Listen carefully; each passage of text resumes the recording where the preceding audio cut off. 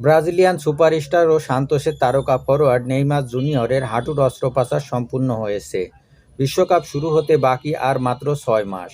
তার আগে ক্ষতিগ্রস্ত হাঁটুর মেনিসকাস অপারেশন হলো নেইমার জুনিয়রের। সদ্য সমাপ্ত মৌসুমটি কঠিন ছিল নেইমার ও তার ক্লাব সান্তোসের জন্য। চোট নিয়ে মাঠে নেমে ৩৩ বছর বয়সী এই ব্রাজিলিয়ান তারকা শৈশবের ক্লাবের রেলিগেশন এড়াতে রাখেন গুরুত্বপূর্ণ ভূমিকা। সান্তোসের পক্ষ থেকে জানানো হয়, ব্রাজিল জাতীয় দলের বিশেষজ্ঞ ডাক্তাররাই করেছেন নেইমার জুনিয়রের অস্ত্রোপচার। ২০২৩ সালের এসিএল চোটের সময়ও তারাই করেছিলেন অপারেশন।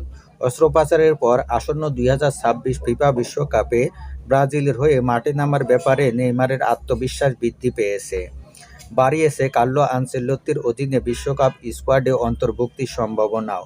বার্সেলোনা ও পিএসজির সাবেক এই তারকা ফরোয়ার্ড ব্রাজিলের হয়ে সর্বোচ্চ গোল স্কোরার। এখন পর্যন্ত ব্রাজিলের জার্সি গায়ে ১২৮ ম্যাচে তার নামের পাশে গোল সংখ্যা ৭৯টি। তবে তিনি দেশের জার্সিতে মাঠে নামেননি প্রায় ২ বছরেরও অধিক সময়। ২০২০ সালে কাতার বিশ্বকাপের পর পিএসজি ছেড়ে যোগ দেন সৌদির ক্লাব আল হিলালে। কিন্তু চোটে পড়ে ১৮ মাসে তিনি আল হিলালের হয়ে মাঠে নেমেছিলেন মাত্র ৭ ম্যাচে। তারপর চলতি ২০২৫ সালের জানুয়ারিতে প্রত্যাবর্তন করেন শৈশবের ক্লাব সান্তোসে। হাঁটুর চোট নিয়ে তিনি মাঠে নেমে অবনমন অঞ্চল থেকে টেনে তোলেন সান্তোসকে।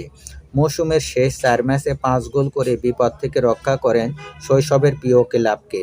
চলতি ডিসেম্বরে ক্লাবের সঙ্গে তার চুক্তির মেয়াদ শেষ হতে যাচ্ছে। তবে নতুন চুক্তি নিয়ে ক্লাবটির সঙ্গে আলোচনা চলছে।